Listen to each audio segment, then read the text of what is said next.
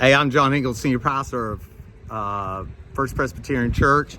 I'm standing by the columbarium, but if you think I'm standing by the columbarium because of some connection to the sermon, you would be wrong, but you would be right. I forgot to do Saturday morning preview of Sunday morning sermon, so thank you, Martha, for reminding me. That being said, our text this Sunday, it comes from the first letter to the church in Thessalonica that Paul writes.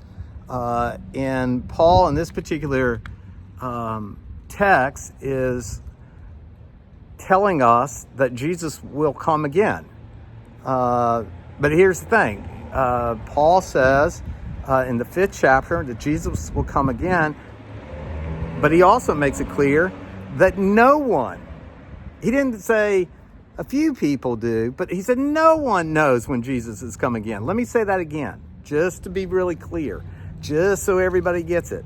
Paul says no one knows when Jesus is coming again. And if they say they know, they're two things. They're either a fool or they're a liar, or they're both. But Paul says no one. You got a problem with that? Don't get on to me, get on to Paul.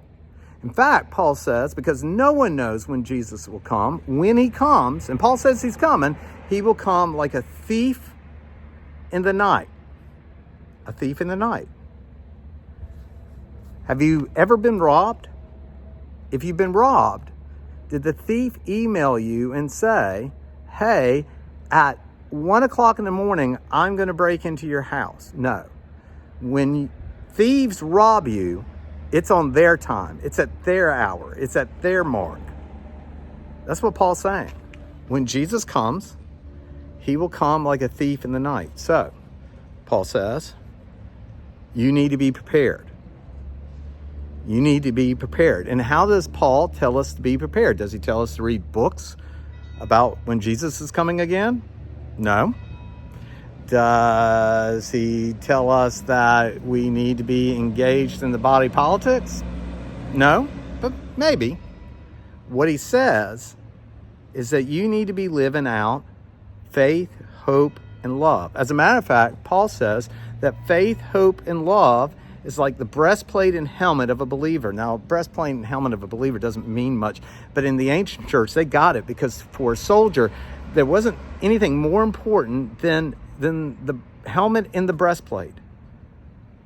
And so Paul says that when we live out faith, hope, and love, we are preparing ourselves when Jesus comes again. So all this week, I've been thinking about what does it mean to be prepared? How am I prepared? What does that look like? How am I ready for this moment? And this is really kind of what I came up with, and it's really what the sermon is all about.